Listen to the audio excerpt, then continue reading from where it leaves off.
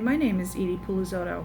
I'm Assistant District Commissioner for the Minnetonka District of the Suffolk County Council Boy Scouts of America, and I'm happy to be here today to do a discussion for Learning for Life on Native Americans, especially on Long Island, because that's where I'm from. So I started doing this because my daughter's school asked for people to come in and do a discussion on something they knew or something they found interesting. And I actually did my first part of my presentation to discuss what it was like as a settler or as one of the colonists to come across from the other world where they were so used to everything they had and end up having their first Thanksgiving in the New World.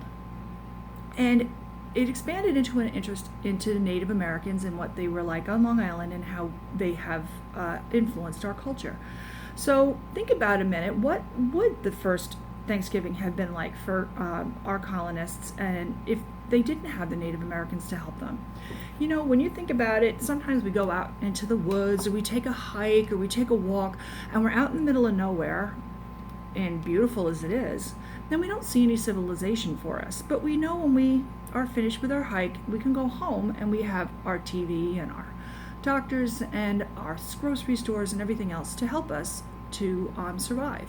But can you imagine being a settler who came from another world to land in a place that looked like the middle of the woods and to be there forever and not have the opportunity to go back to go to a store or to call their friends or see their family? So they had to, really eke out an existence there in the New World. So the Native Americans were influential and instrumental in helping them survive because they taught them how to cultivate crops like corn and other crops and pumpkins and all of that kind of stuff. So their first Thanksgiving was really based on some of the things that were available at that time. It probably would have included turkey and venison and some of the natural corn and pumpkins and other things that were available in the area at the time. They certainly were not sitting down with a big beautiful table adorned with linens and everything else that we might think that they looked like back in that time. We know that the Native Americans have been in the United States for many, many thousands of years. In fact, on Long Island, they've also been here, they estimate, between 9,000 and 10,000 years. I'd like to focus on the Long Island aspect because of the fact that that's where I'm from and that's basically what I studied. And if you are on Long Island, you would recognize a lot of the names. There were originally 13 native tribes that inhabited the island, and a lot of them are very familiar names to most of us.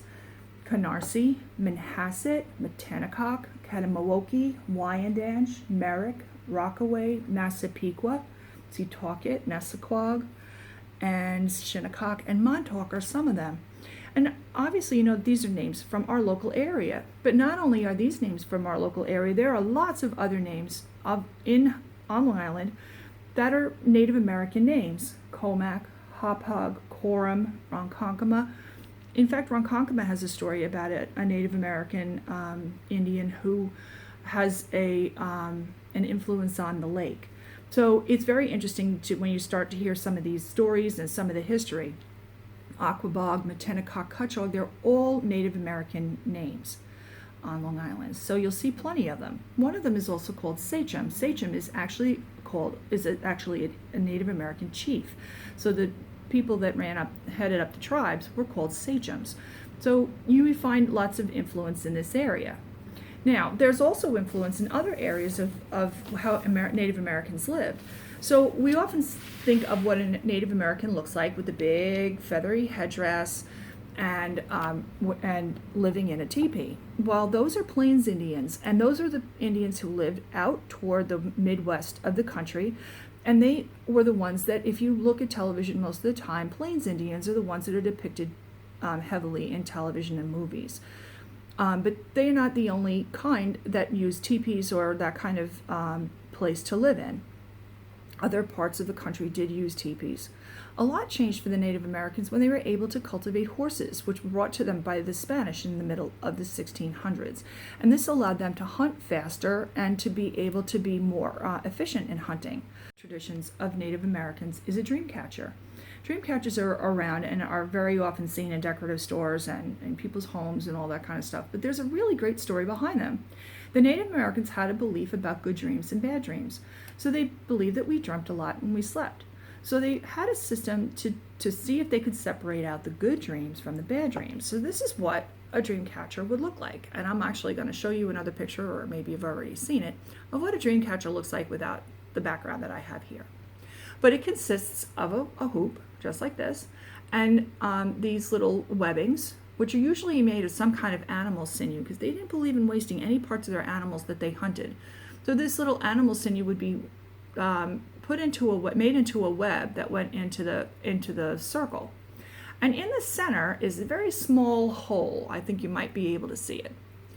And then there's beads on the outside. So the story was that as people slept, the dreams would rush through into the dream catcher, and the good dreams would go straight through the center of the dream catcher.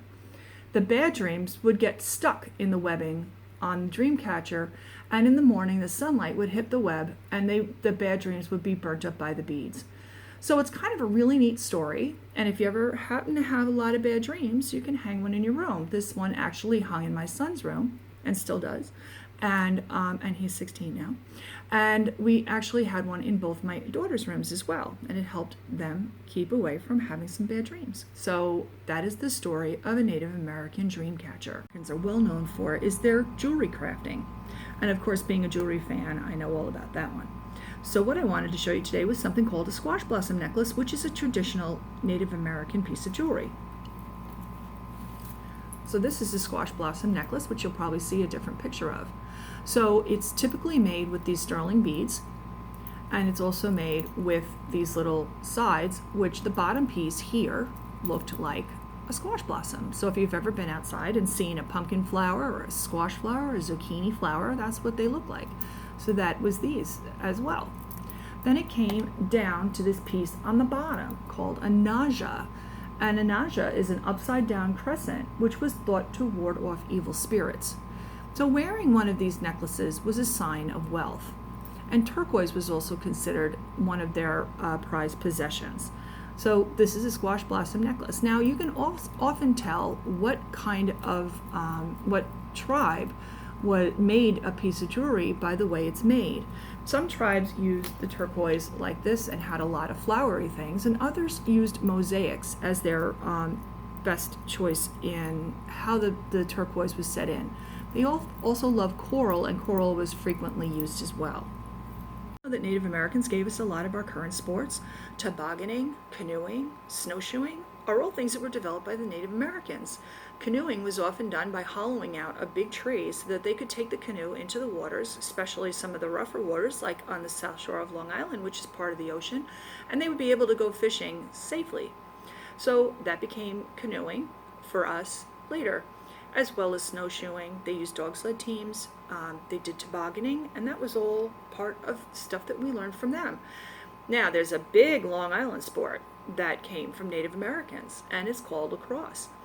And lacrosse was used pretty much all the way across the country. However, the closest version of lacrosse to the lacrosse game still played today is in the northeast section of the United States.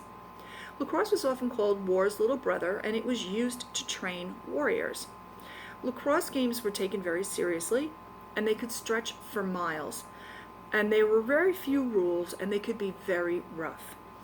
But the lacrosse stick that was used by the Native Americans all the way back is not dissimilar looking to the lacrosse stick used today. So we have the Native Americans to thank for one of our favorite sports here on Long Island. Americans were great storytellers. Not having television or Nintendos or Switches or iPads or smartphones to keep them amused at night, they would sit and tell stories to each other, and these stories would get passed down from one generation to another. It was a great way to pass the time and to share their history. One of the things they did was that they would look at the night sky and see how the stars, constellations, passed through the sky as the year progressed. They always knew what time of year it was by what stars came up into the sky. So sometimes stories revolved around these stars. One of them is Ursa Major and the Great Bear. A lot of people know what Ursa Major is, even if you don't know the name off the top of your head, is because it's the Big Dipper. So most people can recognize the Big Dipper in the sky. They also called this constellation the Great Bear. So they had a great story about it, where the Dipper part of the constellation was the bear, and then there were the three stars that trailed behind that, and those were 3 warriors. The second star in the middle has a small star next to it, which they believed was a dog. And the dog and the warriors would chase the bear, this large bear, away from their village every year. In the fall, the warriors would get close enough to the bear to actually shoot it. And the bear would bleed, and the blood would run down from the sky and onto the trees and turn the trees color in the fall. So that's how they believed the trees change color. The bear would survive and run on to the next year, so the warriors would be chasing the bear every year across the night sky. So it's a great story from the Native Americans, and they have plenty of those kind of stories. There's one other one that I really love, which is the Cherokee story about 2 wolves. This is almost what they call a parable, and it actually teaches children and teaches people like values and things about life. So an old grandfather says to a child, in each of us there are 2 wolves. One is good and one is evil.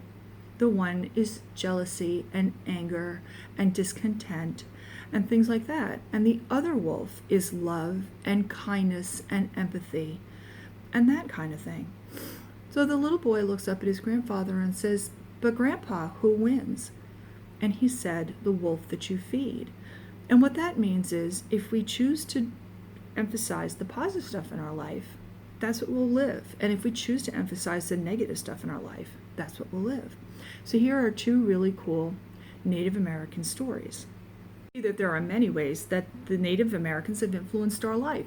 Everything from the moccasins we wear, some of the games that we play, to words that we use every day like barbecue and chipmunk and hammock, to food, corn and wild rice, beans, pumpkins, maple sugar, to even some of the stuff that we do, maybe not so good for us, including smoking. Cigars, pipes, and tobacco all came from the Native Americans. And even log cabins are part of what Native Americans have given us. So they've given us a lot of treasures and a lot of stuff, and I hope that you get the opportunity to look into this further sometime. But for now, I'd like to leave you with an Apache blessing. May the sun bring you energy by day. May the moon softly restore you by night. May the rain wash away your worries. May the breeze blow new strength into your being. May you walk gently through the world and know its beauty all the days of your life. Thank you very much for listening. This is Edie Pulizotto, Assistant District Commissioner for Metinacock District, Suffolk County Council, BSA. Take care. Bye-bye.